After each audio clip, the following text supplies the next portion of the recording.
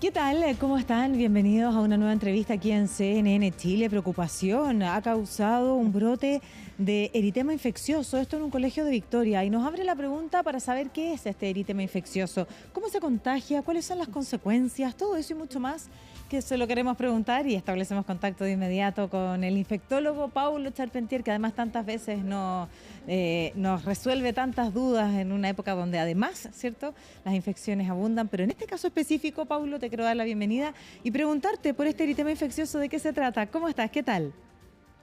Hola Mariana, ¿qué tal? ¿Cómo estás? El eritema infeccioso es una infección como tal que se produce por un virus que es el parvovirus.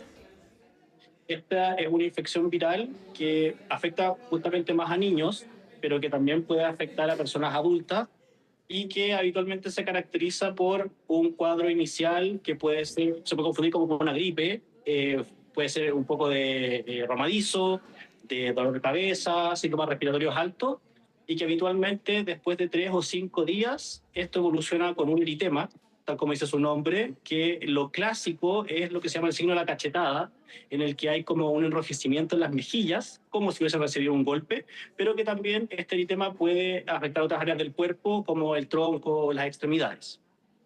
¿Cómo se contagia? Esto se contagia a través de las vías respiratorias, es a través de contacto persona a persona. De hecho es un virus cuyo reservorio es el humano, por lo tanto nos afecta endémicamente a nosotros. ¿Cuáles pueden ser las consecuencias de este virus?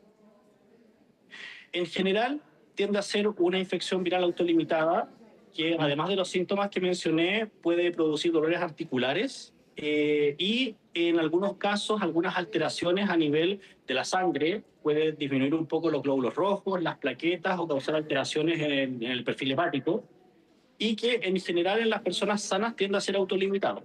No obstante, las embarazadas son una población de riesgo, ya que puede producir problemas en el feto e incluso puede provocar abortos. Por lo tanto, es súper importante la pesquisa, el diagnóstico, evitar justamente el contacto en personas vulnerables, como pueden ser las embarazadas o pacientes con las defensas más bajas, pacientes inmunosuprimidos, sobre todo en trasplantados.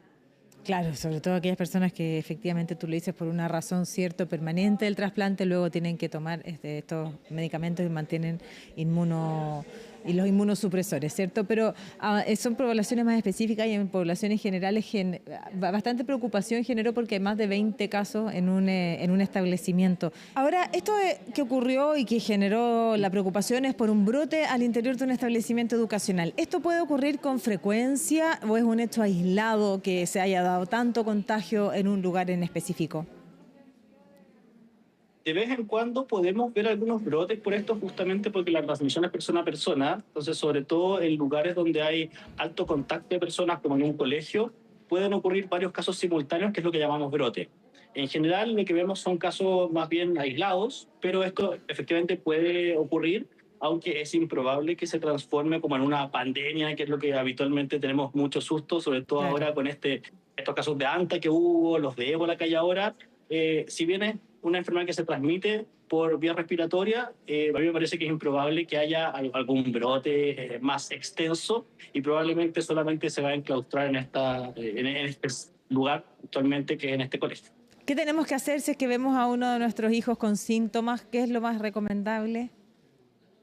Bueno, esto no tiene tratamiento, sino que más que nada lo que se hace es un tratamiento de soporte, descanso, que se quede en su casa, evitar contacto con personas susceptibles como embarazadas o personas que tienen alguna enfermedad que baja sus defensas, y ya cuando se recupere tanto de la fiebre como del exantema ya podría volver a clase en ese caso. Pero para justamente evitar contagios es que, en caso de que esto se diagnostique o se sospeche, evitar el contacto justamente con los compañeros de clase o con personas que podían enfermar más grave. ¿Cuánto tiempo puede incubarse? Porque, bueno, hemos aprendido con tantos otros virus que muchas veces el virus afecta a una persona de una manera y a otra de otra, entonces yo puedo ser portador del virus, tener poquitos síntomas y no impactar en mi día a día, pero de todas formas estoy contagiando igual. Por lo tanto, ¿qué es lo recomendable ahí? ¿Cómo finalmente empieza a afectar esto? ¿Y qué es lo más responsable a la larga cuando tengo algunos síntomas y finalmente puedo salir de mi casa igual, me siento bien? ¿Qué es lo responsable ahí? El tiempo de incubación es variable, puede variar de pocos días, 3, 4 días, hasta incluso 3 semanas. Pero como estamos justamente en una época de invierno en la que estamos con altos cuadros respiratorios, como esto parte así, en caso de un cuadro respiratorio, lo importante es justamente el uso de mascarilla, evitar aglomeraciones, no ir a lugares donde hay mucha gente, ventilar las áreas que son ventilables y justamente evitar así el contagio, porque estamos con mucha influenza, mucho virus respiratorio, y ahora esto se agregó justamente en este clúster de población en el sur de Chile. Perfecto, pues nos queda súper claro, esta es la conocida peste de la cachetada, ¿no? Tal cual. Ya, entonces ante los síntomas, por supuesto, ser prudentes, evitar el contagio, evitar la exposición y pasar los síntomas como tantos otros virus. Yo no quiero terminar esta conversación sin preguntarte por justamente una época muy compleja, que es la época del invierno, donde muchas veces empiezan a colapsar los centros de salud porque empieza a tomar protagonismo algún virus determinado por sobre otro. Tú adelantabas, tenemos mucha influenza por estos días, tenemos mucha parainfluenza y acá en este lugar siempre vamos a empujar la conversación en torno a lo importante que es la vacunación, sobre todo en aquellos virus donde tenemos cómo evitarlo, que es el caso de la influenza. Porque entiendo que, por ejemplo, en el eritema infeccioso no hay vacuna, no hay cómo hacerlo, pero en aquellos virus donde la ciencia ya ha demostrado que es posible evitar una enfermedad de este tipo, no vacunarse pareciera no ser una buena noticia. Por lo tanto, ¿cómo está la situación y la carga viral por estos días? Y bueno, ¿cuáles son las principales recomendaciones más allá de ir a vacunarnos? Respecto a los virus respiratorios, las últimas 2 semanas, influenza ha agarrado mucho vuelo. De hecho, actualmente es la principal causa de infecciones respiratorias.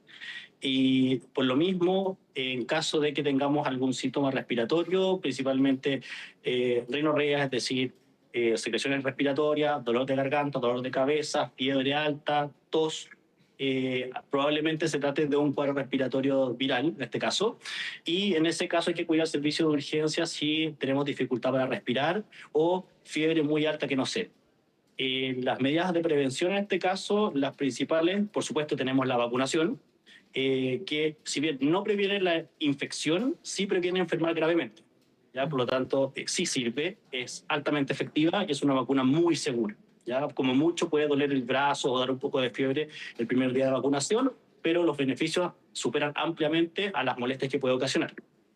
Además, para evitar la infección, la higiene de manos es algo muy importante, evitar lugares aglomerados, como ya dijimos, uso de mascarilla en el transporte público, si es que vamos a algún mall, por ejemplo, en el metro, en la micro, y ventilar las áreas que podamos ventilar en la casa y evitar justamente el contagio de personas que pueden ser más susceptibles más gravemente, como son personas con comorbilidades, hipertensión, diabetes, infecciones respiratorias, o sea, enfermedades respiratorias crónicas como asma, personas con problemas al corazón.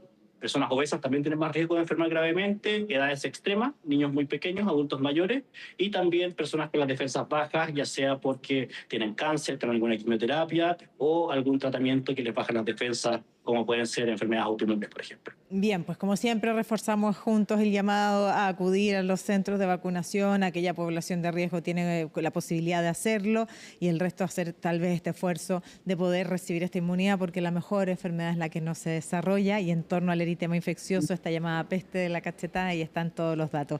Como siempre, Paulo, muchísimas gracias por el contacto con CNN Chile. Que esté muy bien, a vacunarse.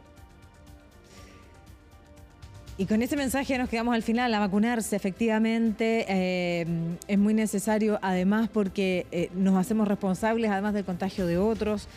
Como bien decía Paulo, la vacunación quizá no va a evitar el resfrío, pero va a evitar la muerte, va a evitar las complicaciones derivadas de una influenza que por estos días prolifera. Y mientras también seguimos muy atentos a estos síntomas de la llamada peste de la cachetada, este eritema que ya sabemos entonces es viral. Y por lo tanto tratar los síntomas, tener una pesquisa temprana siempre es mejor para el pronóstico. Muchísimas gracias y nos encontramos en una próxima entrevista.